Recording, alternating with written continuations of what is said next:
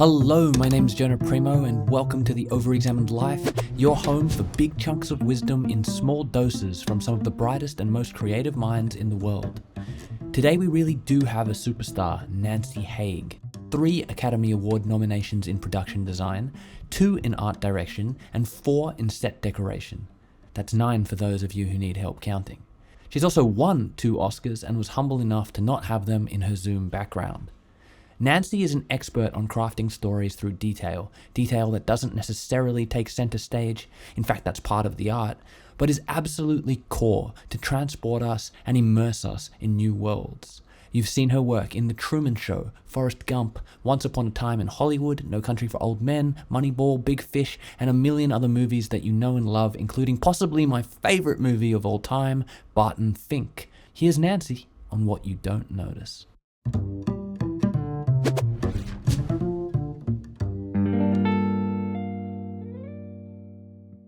I just finished rewatching Once Upon a Time in Hollywood about half an hour ago, which is a funny thing to do at 6 a.m. I watched it back to back with No Country for Old Men. And in preparation for this, I was really watching just for the set, which was an incredibly novel experience. Because, I'm used to sets being backdrops.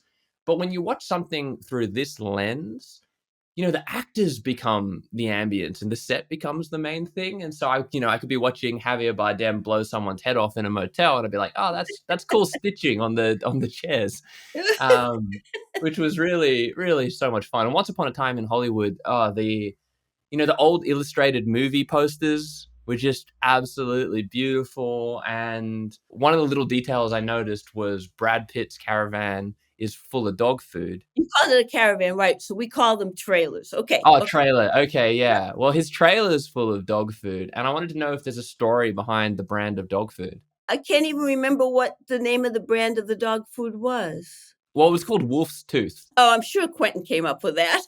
Okay. But hey, there's a shot of it where they're all stacked neatly and one's upside down. Are you behind the one that's upside down? That would be Quentin all the way. I can tell you a funny story about Brad's trailer. You don't really get any feedback from Quentin. He's not telling you what to make it look like. And so I had done movies with Brad before, so I just talked to him a little bit. Sometimes they have ideas and sometimes they don't. So I kind of had to create this character in my mind in order to be driven to put what I did in there. And I did a couple of things. He used to be a stuntman. So we found this motorcycle club in the San Fernando Valley that specialized in their members being ex-stuntmen in Hollywood. So I went and talked to them. I got their old jacket and all their stuff, and I got a lesson on how to repair Harley Davidsons. And I thought, wow, maybe Brad is sitting in front of the TV and he's repairing his parts of his motorcycle. So all of that came in that way. The one item that I put in there, because the movie is 1969, I put a very early 60s Barcalounger because, a Barcalounger moves back and forth and swivels and, it helps the camera a lot if you can get some movement there. Well, Quentin, when he saw it before we shot it, he said, I have a Barcalounger. I think I'm going to bring my Barcalounger down. And I said, well, Quentin, because, Quentin was probably born in 1969. You know what I mean? Yeah. It's not his vintage. What year is your Barcalounger? Well, my mom gave it to me, I think he said, when he graduated high school. So that would have been in the 80s. I said, well, they got really fat then, they got big and chunky. And he's like, I want to put my Barcalounger in. I'm like, oh, I can't argue with him. It's his movie. But I wasn't going to help him. So he and his driver the next day came to set, and they opened up the back of the Escalade, and there's the giant Barcalounger. And I'm just like, oh, no. And but guess what? The Barcalounger couldn't fit through the trailer door. Okay, well, we own the trailer, so let's go in the back door, and the grips will cut a hole in it for us. So that's kind of what we did. And then after he went, for breakfast, I just went in there and threw a blanket over it because I couldn't look at it. So it was too triggering. I think it is. That's so funny. Yeah, it was pretty funny. How do you form this love of small details? Because you have to be able to observe and notice small details to do what you do. Like most of us just sort of wander through the street, not noticing anything, lost in thought. But how do we get better at noticing things? Well, I often say, Jonah, the most important things you put in a movie are the artwork and the lamps, the lighting, because you rarely take in the whole chair. You take in a piece of the wall. You take in usually the light source because the DP wants to include that in the shot. Um, and then after that, you try to do the most you can for a character, for the actor to respond to his character. Mm, And I've gotten a little lazy though. I used to always dress every drawer in case the actor wanted to open it and that's just gotta go. wow. That's just too much trouble. Yeah, because like I mean, just watching some of your movies, sometimes there's like a second and a half shot of this giant restaurant, and I was like, "Oh God, no, Uh-huh. Nancy, how many hours did you put into doing Oh, that?" I'll tell you a story about that though. I work a lot with the Coen brothers, and they're very economical. Okay, Well, they are now, yeah, but back in I don't know when we did this movie. Gosh, you'll probably know more than I do. Oh brother, where art thou? early Yeah, 2000s, right? I can't remember the year. So we're in the South. It's summer.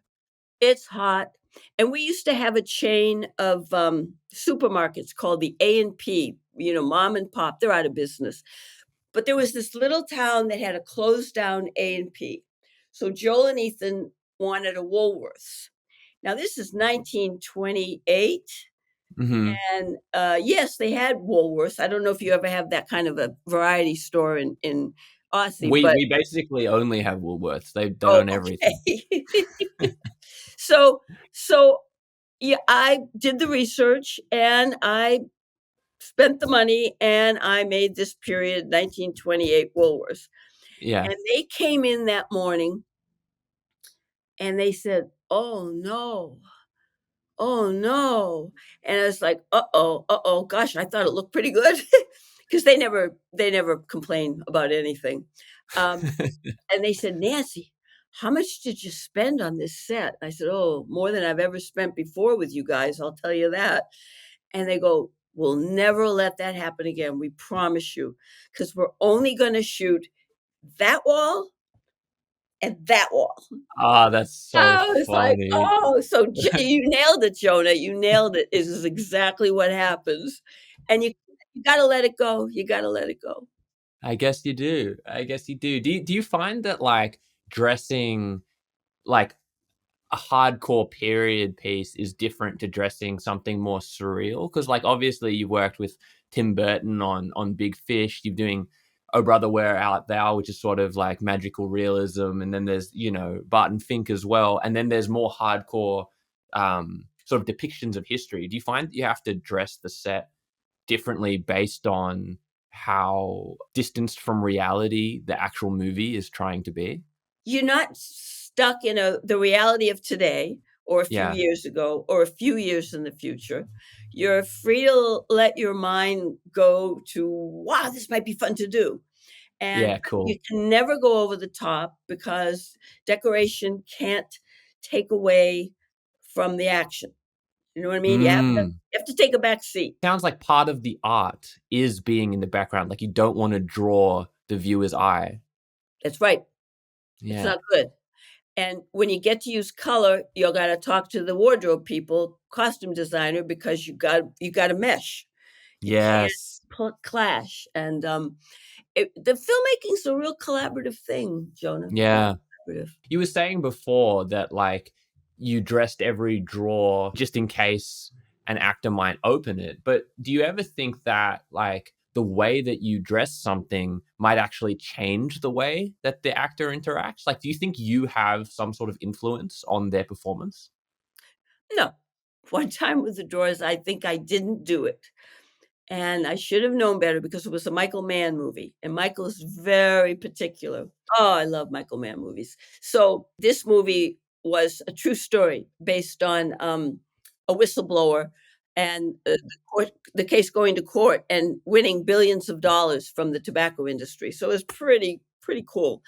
Anyway, we're in Louisville, Kentucky for one part of it, and the Russell Crowe character is just arrived. Russell's just arrived, and they're rehearsing on a Saturday to shoot on a Monday. And when actors do that, directors ask us to stand by in case there's a last minute request. So I'm there by myself with them. And Michael comes out and says, Russell would like to speak to you. Okay.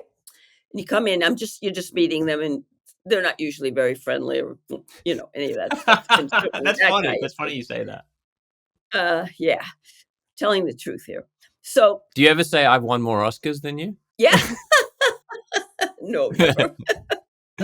So Russell has his drawers open on his desk, and he's sitting at his desk, and he says, I need these filled. Okay. So I say, do you have anything in mind? And Russell says, yes, I believe I was a student of Japanese calligraphy when I was young, and I want to have one drawer dedicated to all the tools that will represent my Japanese calligraphy. And then over here, I'm a professor, blah, blah, blah, and I've studied chemistry and all that. And I want everything about that subject in this drawer.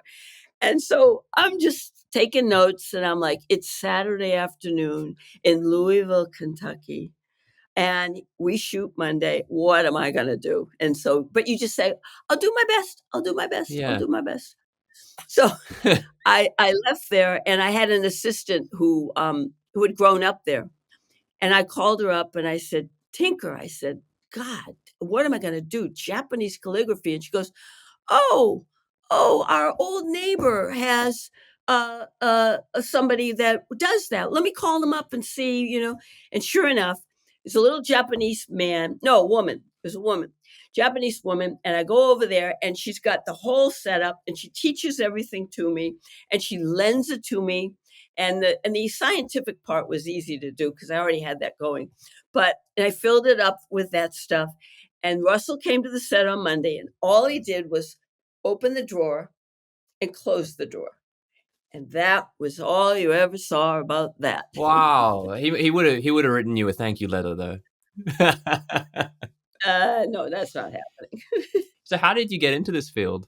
I worked for Coppola in San Francisco on a magazine. He had a bad run there for a while with One from the Heart and losing,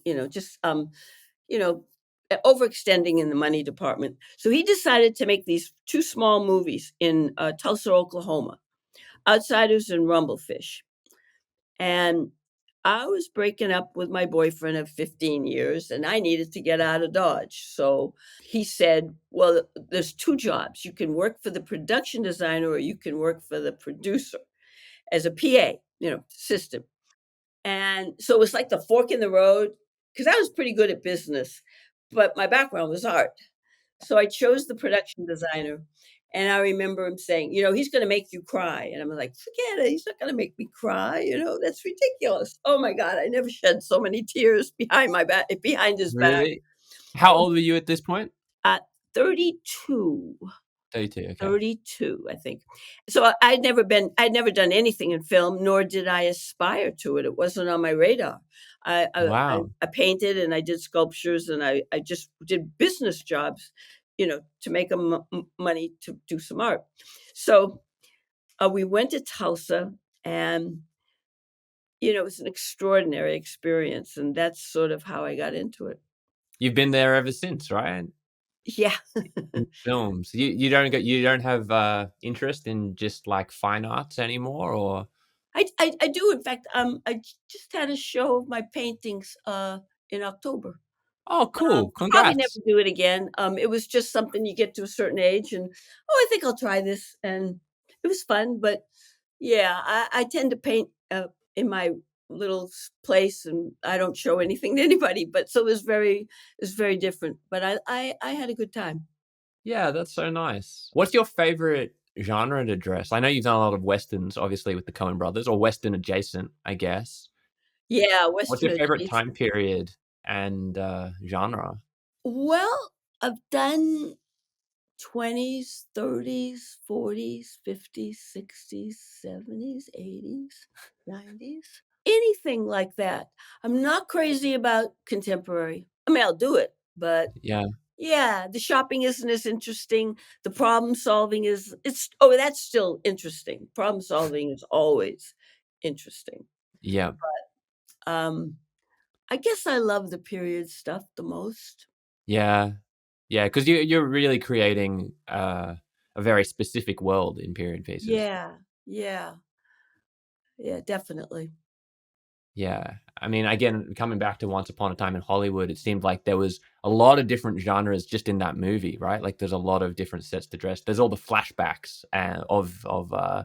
DiCaprio's old films and stuff, so Quentin's passion, he grew up in the Valley, and he grew up going to drive-in theaters, and he grew up in his parents' car with the radio going and all the advertising and all the bus ads and all the billboards, and so graphics was huge for Quentin in that movie. And mm, then the other complete obsession were the movie posters and the movie posters. That was tough to pull off because we were creating those posters, say with Leo's character uh, in the poster, but yet the genre came from posters that Quentin particularly loved. And early on, he asked me to come up to his house because he wanted me to see the kind of posters that he wanted to create. And I yeah, remember going in there, and it was amazing because he's quite the collector, but he had this amazing collection of posters from the 50s, 60s, 70s, and all the cowboy stuff. It was just extraordinary. And he knew the artist, and he knew everything and the backstory for all his posters. It was wow. that's when you realize, wow, this guy is special. Yeah, I got to step up to the plate here with my own knowledge. And so he particularly liked Sergio Leone's works. yes. Okay. And I just went online to do some research. And gosh, I'm gonna blow this, but we can look it up. Renato, and I forget his last name, Italian. And Renato Casaro? yes, yes. So I Wikipedia'd him, and lo and behold, he's alive. When did we make Once Upon a Time? 5 years ago? 5 years ago? And he was in his early 80s. And so I my neighbor is from Italy. I don't speak any Italian. So I said, Matteo, I need to call this gentleman. Can you help me out? And he said, yeah, sure. So got a hold of, because you can find this stuff now, Renato's phone number. Wow. And Matteo called him and spoke to him and told him who I was and all that. And Renato didn't speak any English, but his wife spoke English. Forget her name. Lovely lady. So she came to the phone, and then Matteo put me on the phone, and then I said what I was doing, and would Renato consider doing the artwork if I sent him the photos from the photo shoot and blah blah blah blah. And he said, yeah, sure. And Wow. I know, it was so great. It was so So great. you commissioned the actual same guy that Quentin had fallen in love with, like, 30 years ago. Yeah. And Quentin Wild. didn't know he was alive. Oh So my god. um the only stipulation, Renato does them as paintings, they're and then the graphics people do the graphics. So all Renato wanted was his artwork back, which was more than fair. I mean, we gave him a small amount of money, but that was important to him. And believe you me, Quentin didn't want to give it up at the end, but he did. But he did. Yeah, yeah, He must have been so happy. He must have been stoked. yeah. Maybe, but not to me. He's not going to show that to me. But I got to believe that he was happy. But hope so That's anyway. funny. It seems like it's hard to, you know, claw a compliment your way in Hollywood. Yeah. You stop expecting any of that after a while, Jonah. If Joel and Ethan, they never say anything, but if they weren't happy, then they'd say something. So when they Yeah. don't say anything, it's good. Yeah, and they'd probably stop hiring you for every movie. So I think the fact that they've kept you around probably speaks volumes. Yeah. Do you think that digital effects will affect set design going forward? Oh, sure. Oh, absolutely. The whole a branch of the academy that's visual effects, that's a very recent branch, and it was only after they spoke up because the production designer was getting all the credits when in fact a lot of the sets and the special effects are done in camera, but the visual effects were being done in post. And so the industry started to change a lot, especially with the all the Marvel stuff and all the, set extensions to make cities that are just unbelievable. So they got their own branch, and of course, now they're recognized separately from production design as they should be. But the new thing that's happening a lot is the replacement of any set. So Mm, you get a Mandalorian that's done on a volume stage where if they bring in anything, and they do bring in things, they're bringing it in for the actor. But yeah, as far as what's going on in the world around them, um, it's a giant volume stage, and maybe they need a chair to sit in, or maybe they need, a car to ride in. But so it's changing dramatically, and it will continue to. And people like the Russos, Joe and Anthony, uh, will probably be some of the pioneers in just not having any sets. I mean, Wicked built to what, 30 feet? And then everything else is visual effects. Many, many sets can only afford. Well, look at Macbeth. Gosh, that was a miracle that we got to build what we got because that's just not done anymore. But in general, Macbeth is an example of really trying to pull it off without it. But um, it's AI and all this stuff it's definitely going to change the industry, but we have to embrace it because it's not going anywhere. It's not going anywhere. so you're at peace with it? Yeah, you can't fight City Hall. It's not worth it. I mean, Mhm. we're going to be flying to work soon, not driving to work. Do I like it? No, but I recognize its importance, and if we figure out how to use it creatively, we'll Yeah, be much better off than saying, "I don't wanna do that." And it's not yeah. it's stupid to deny it. So the shape of creativity will change, but it won't kill creativity.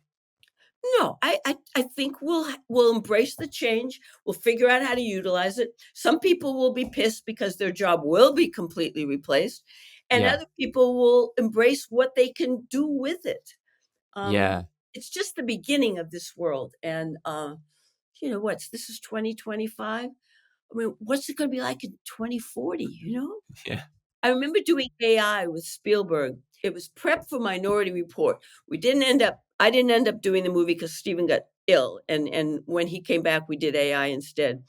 But Steven assembled a group of scientists, transportation people, um, city planners, all these people, Kip Thorne, the Carl Sagans of the world, all together to talk about what life was going to be like in 2045. Mm, Now, we made that movie in, oh, geez, AI. When did we make that movie? 2000, 2001. mm, So it was 45 years in the future. And it's both movies, Minority Report, which was more futuristic, and AI. And a lot of it's all coming true. yeah, Look at the Tesla truck. I mean, that's something right out of Minority Report. And yeah, when I look at yeah, that booklet that they passed out to us after the weekend seminar, I yeah. mean, so much of it is 2025 and it's happening. So by 2040, it's just gonna be staggering. You'll be lucky, you'll be alive. I don't know. I'm too scared. I'm too scared of it all. I don't know how to embrace it like you. I'm a bit of a technophobe in that sense. What do you think that stems for, Jonah? From? I don't know. I don't know. I just like I do feel like it's harder to be creative. It's harder to grow up as a creative now. Like I think that there were small things that emerging artists could do that they can't do now because of AI. Like, it's fine for the top people, but I don't know how people just getting started out who haven't got their chops yet really get their foot in the door.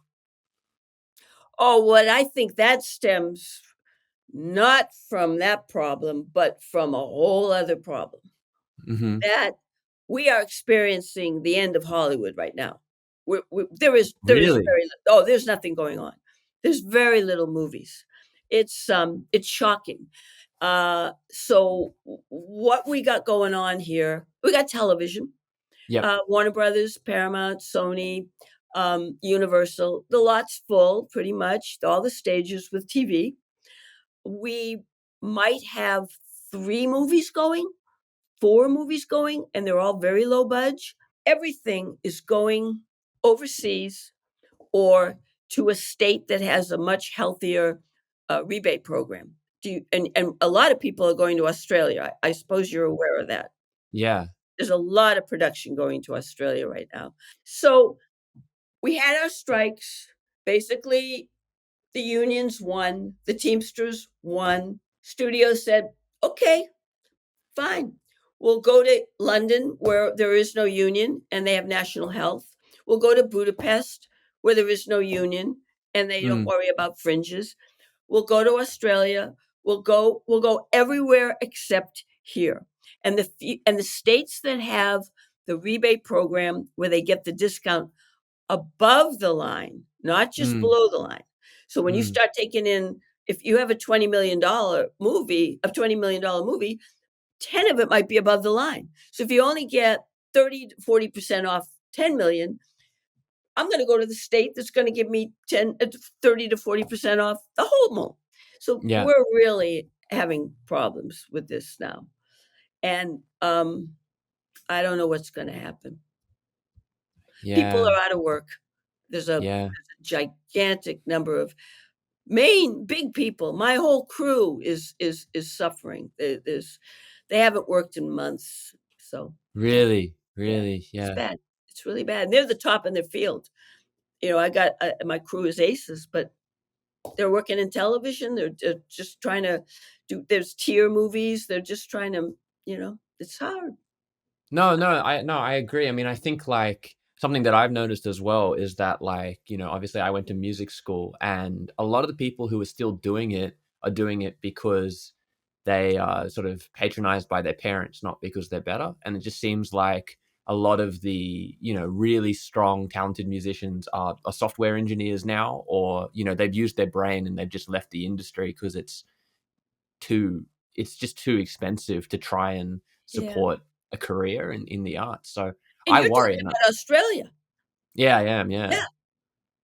And so, yeah, it's here too. Okay. It's here Okay. too. Is there a way we solve it, Nancy? Do you have a solution for us? No, I really think that if California wants to keep the film industry, which was born here, right? Yeah. They're going to have to implement a rebate program, and they're going to have to do incentives to make production stay here. And Yes. because what people don't realize when they vote for these things and they say, I'm not going to support those rich filmmakers, and first off, we don't work 52 weeks out of the year. We might work 20 or 30. So if you Yeah. amortize the money, it's not 52 weeks of money. And Yeah. then, which they don't realize, they can take a crew list. There might be 100 names on it. But how about all the people that support it? How about the people you rent the camera equipment from? How the lights, the grip equipment, the props? You get the food, you get the dry cleaners. There's maybe 1,000 people that are affected by it, Yeah. and they're not Yeah. thinking like outside the box like that. So somehow we've got to get the word out. And no, I don't know how to do it. So Okay. Well, we'll keep yeah. exploring. Nancy, if you've got time, I just want to ask you a couple of questions not about the film industry. And these are questions that I ask everyone. What are you working on about yourself? You can answer that in any way you like. Dealing with mortality, you get older, stuff hurts. Never hurt before. Your energy level changes. Maintaining, see, because I still got the brain, I You still got do. the You creative definitely juices. do. I still want to do the job, but I'm 78 years old, So it's like, what? Of course, it's slightly slowed down. And so I have to work on not getting discouraged. And then when you couple it with the industry, I mean, nobody's called me in 6 months. That's Mm, like never happened before. And I have mm. to work on the mind so that it doesn't wallow in self-pity, you know? I guess that's probably the biggest thing, Jonah. That's an amazing response. How do you work on the mind? Well, you wake up in the morning, which hurts like hell. You put your Mm, feet on the floor, and I say, "Nancy, smile. Just smile, beautiful. okay? Okay, we're gonna start the day with a smile. We're not gonna be, oh, my aching back, my aching neck, you know?" So, and then usually after I tell myself to smile, I laugh because it's Yep. absurd that I'm here alone telling myself to smile. So that's what I've been doing. That's amazing. What a beautiful response. All right. Well, so to take it to the complete other side of the spectrum, what makes you really happy? What makes me really happy? Really happy. Anything in the world. Painting, Yeah. uh, phone calls with or seeing friends. Mhm. I don't have much family left, but the family that I do, which don't we don't live near each other, they live back east. When I talk to them and I get off the phone, I feel pretty good. Mm. Yeah, going on walks, that kind of stuff. In your 78 years on this planet, have you figured out at all any inkling on what the meaning of life is, what it's all about? Oh man, that's really funny, Jonah. I love that you asked that question. The meaning of life. I'm not a deep thinker. I'll start by saying that. um, the meaning of life, boy. Hmm. You know, Or just what it means to you? well, just existing every day is a gift. Mm. And when people, acquaintances, friends, whatever, are bitching and moaning and complaining away, I just realize that it's all part of that cycle. We're going to have Mm. ups, we're going to have downs. And you can't fight City Hall. You got to accept it. And Mm. it's not always easy, but if people if people kind of could work on that, they might be happier. I don't know if that answers your question.